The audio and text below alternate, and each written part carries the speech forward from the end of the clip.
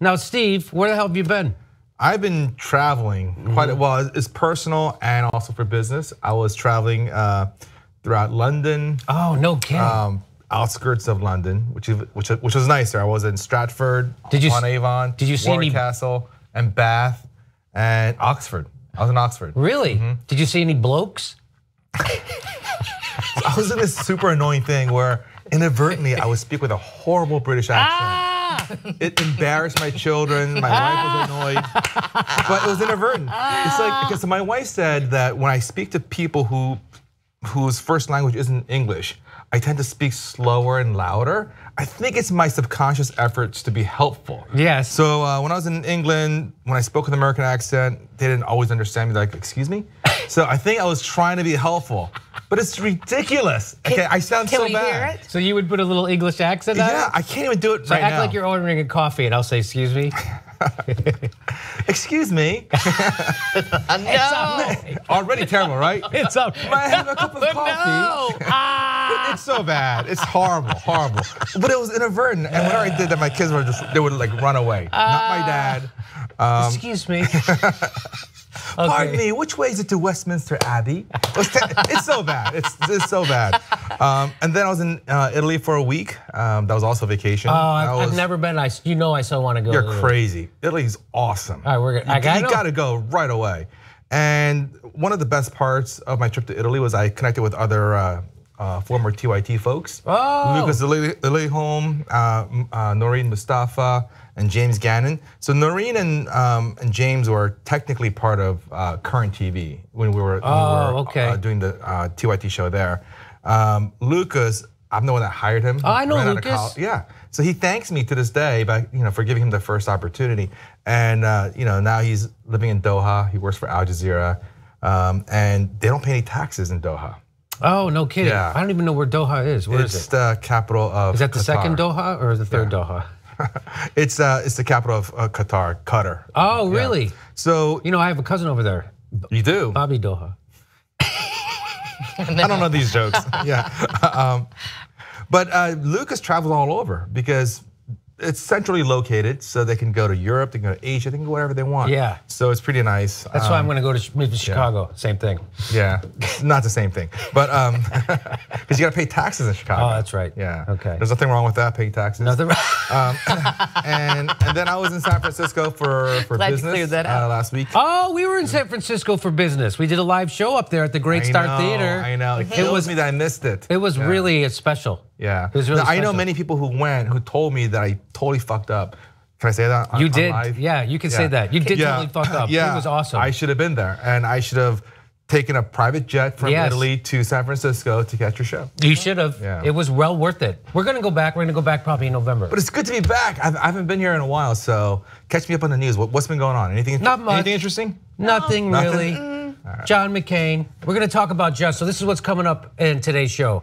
We're going to talk about John McCain's vote and the Democrats who applauded him. We're also going to talk about CIA is turning over, the Washington Post, same thing. The Washington Post is turning over their editorial page to the CIA to pound the drum for war once again. We're going to talk about that. Also, they found a new reason to keep extending the war in Afghanistan. It's the same as the old reason, but they're pretending it's new. We're going to talk about that. Plus, Chucky Schumer has a big idea on what the Democrats need to do. So we're going to talk about that. So there's a lot. Oh, and Hillary Clinton's book. We're going to talk about that. She's got a book coming out. She's fantastic. She's really, God damn it. I don't know where she found time to write a book with all that activism she's been doing. Okay. So we're going to talk. But first, let's get to, so you know how this works. The first 15 minutes of the show are free, or 20, something like that. 15 it says here. And then you go to tytnetwork.com/live if you're a member. If you're not, go to tytnetwork.com/join. I think that's how it works. And if you're a member, you just go to tytnetwork.com/members live, right? Yes, I got it. And tweet at us #TYTLive. I got it. So one of my friends said to me, I saw her up in San Francisco on my trip. She said, the show just not the same without you. And she said, because when you read this part, she's like, he still doesn't get it right. But she loves you, okay? She's your biggest fan. But she's like, why can't he read the promo? I said, because he doesn't care about the promo. He cares. He's passionate about the show, and about the issues. That's why. Thank you. Yeah. So here is this is what Barack. So John McCain got the brain cancer, and people were tweeting, "John McCain is an American hero and one of the bravest fighters I've ever known. Cancer doesn't know what it's up against. Give it hell, John." And so he was that really got over almost 2 million likes. Yeah, that's beautiful. And what's great was that if John McCain did feel good enough that if he rallied, he's going to come back and repeal Obamacare. Isn't that fantastic? So that's what he did. So this is from the Huffington Post. McCain did vote to proceed, which is effectively a yes on depriving people of health insurance, right? So let me just say that John McCain got brain cancer. They thought they're gonna have to delay the vote on repealing health care for people. John McCain rallies. He shows up from a deathbed to screw other people out of medical care. Apparently, John McCain thinks irony can cure cancer, but it can't. Okay.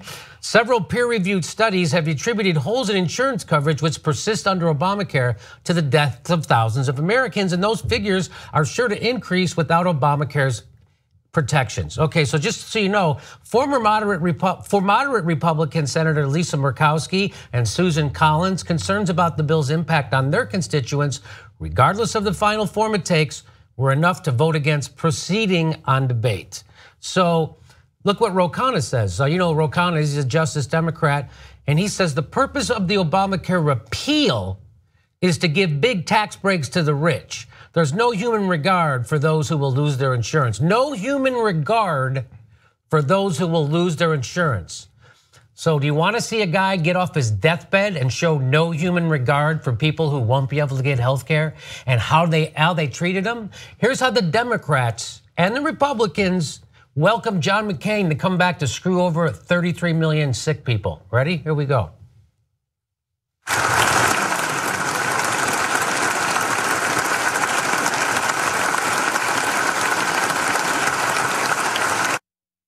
Schumer's there, Chuck Schumer's there, all the Democrats, they're all, even Bernie Sanders, they're all up there like, hey, here he comes, it's back. So I can understand what they're doing, and then watch what happens. He actually votes on the bill.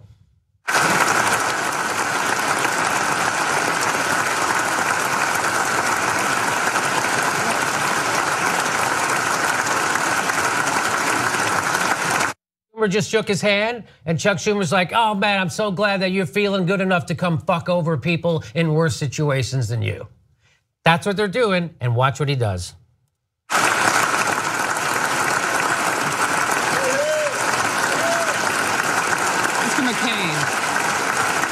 Mr. McCain, aye.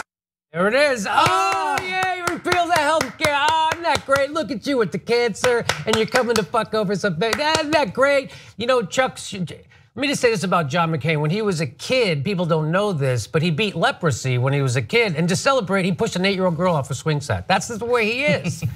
One time, he just beat the flu, and I remember he was being interviewed. He goes, "I just got over the flu. I feel good enough to squash the minimum wage." That's who John McCain is.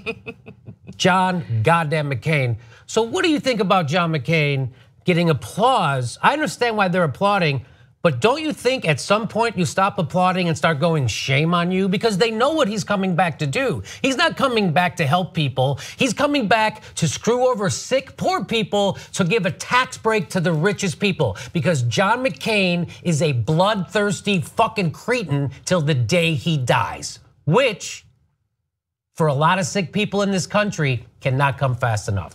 What do you say? Yeah, so the clapping, I get it. They're trying to be polite. He was sick, and now he's trying hard to make it to work, so they're clapping. I get it. It's like when athletes get injured, they get up, they give them a little round of applause. Yes. So I get it. It's being polite, but you know what? I really don't like politeness, because politeness is very different from being a kind person or a generous person or a good person. It's a totally different thing. I mean, you could be a murderous bastard, you could be a serial killer, but you might be very polite. You might say thank you and please all the time, but it doesn't make you a nice person. So it's got nothing to do with it. Here, I feel like John McCain really missed an opportunity. How awesome would it have been if he went on that floor and he bucked the donors and he bucked his party and said, "I vote no, because I know exactly what it feels like to feel like my life is about to end. I'm in a hospital. I'm undergoing massive procedures. At the government expense, by the way. At the government expense, which I wouldn't be able to afford for most people. I mean, talk about not having any empathy, not having any sort of soul. None. I mean, you are going to have the courage to come vote to screw over other people. I don't get it. I mean, if I'm of his age, if I'm diagnosed with brain cancer and I don't know how long I'm gonna live, here's what I'm gonna do in my last few moments of life. Whatever I want to do, that's what I'm gonna do, okay? So what that tells me is that he wants to screw over people, okay? So maybe it's not just about the donors. Maybe it's not just about his party. He wants to do it because if I were in that position, I would only do what I want to do. No one can make me do anything. I'm gonna fucking die anyway, right? Right. So I don't understand John McCain at all. Like, you wanna be a hero, be a hero. This is something that millions of Americans they're gonna die. This is not some abstract, well, what will happen if we replace one policy with another? People are gonna die, okay? Studies have shown before Obamacare was passed that annually 40,000 Americans die for lack of health care, 40,000. So I don't know what the numbers are now with Obamacare. They probably went down, but they're certainly gonna go back up without Obamacare. And Ro Khanna's 100% correct. This whole scam is only about transferring tax cuts to the absolute wealthiest Americans. Okay, maybe you get $50 off, maybe you get $80 off or whatever from your taxes, but the richest people get millions of dollars off, and that's what this is about. And I can't believe John McCain, the supposed war hero, a patriot, a man of courage and a fighter, is again bending the knee for his donors, his party, or whatever it is that's in his mind rationalizing this awful action. So I agree with you, Steve, about thinking that he could have had this opportunity to actually be the maverick. That's right. That we've been told that he's been. Yep. And I thought, like at first when I heard him say I thought he was saying aye, that he was going to end up, voting for it. But also he struck me like he was a character out of a Dickens book. Like he was Scrooge, who like all of a sudden, like he saw his life flash in front of him. He's going to lose it. And then he comes back and he goes, aye. Yeah, aye. Yeah, fuck him. No, look, imagine how amazing it would be if he came back and said, I vote no. Yeah, I vote no against this awful policy because against Trump. I vote no against Trump. I vote no against my party. I vote no against the donors. I'm gonna do what's right for the American people. That's the kind of man I am. And that would be so inspiring. He could have single-handedly killed this thing. He could have killed it. He could have killed, because if he does that on the heels of battling brain cancer, having that procedure, I mean, that's gonna get so much press. And who's gonna say, John McCain? They can't attack him. He's fighting brain cancer. You can't attack the guy. So if he comes down the right side, he would have so much sway. And unfortunately, he chose the other path.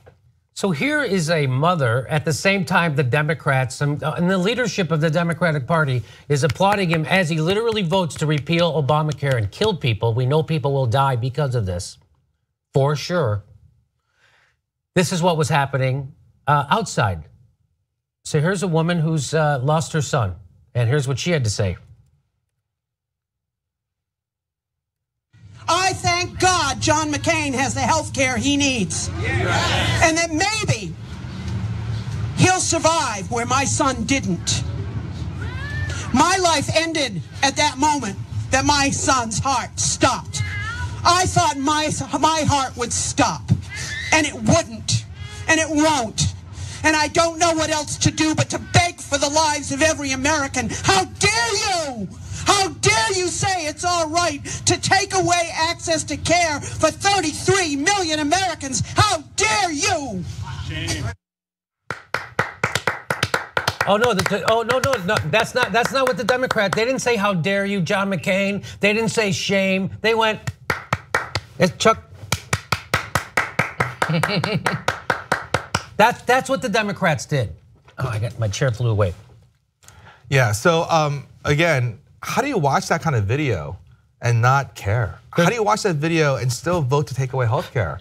I mean, how do you watch that video knowing that the Republicans are pro-life? Yeah. You are pro-life, and why aren't we pro-healthcare for Americans? It makes no sense except it's tied to economics. This is what leads to a fucking real revolution when you got guys coming off their deathbed who, by the way, John McCain has a choice of not one government health insurance program, but two government health care. He can go to the VA and get taken care of, which he didn't. He went and took advantage of Medicare. So Medicare is paying all his bills on this one, and not the. He has two different choices. And you know what he's doing? He got off his deathbed to make sure that 30 million Americans didn't have a goddamn choice. It's so absurd. I mean, so Medicare kicks in when you're 65? Okay. So for everyone 65 and over, Medicare is great. Well, let's keep it. But if you're under 60, no, you can't have it. No. It's bad. It's bad. Don't even bring it up. We can't afford nothing. It's a bizarre thing. And the reality is that healthcare costs are much higher for older people. So adding more people on Medicare, of course, it'll cost more, but it's not as expensive. It lowers the cost for everybody overall. Yes. It's actually, and people don't realize, like in California, did you know, Steve, that the government in California pays 70% of all healthcare bills in California right now, today? Did you know that? 70% of every healthcare bill in California is paid by the government. So when we want to get single payer, and it doesn't cover millions of people, that leaves out millions of people. Now, if we could just take it from 70% to 100, it would cover everybody and save that's what the fight is over. 30% right now in California, 30%, that's what this fight is about. And the corporate Democrats are stopping it because they're in bed with the healthcare. There's a little bit more of this video. Let's listen to this woman.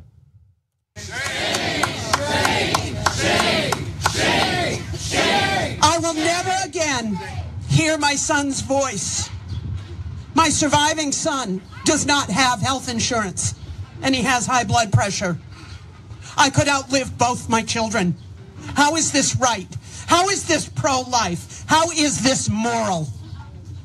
Please, senators, please, please, I beg you, let us live. Thank you.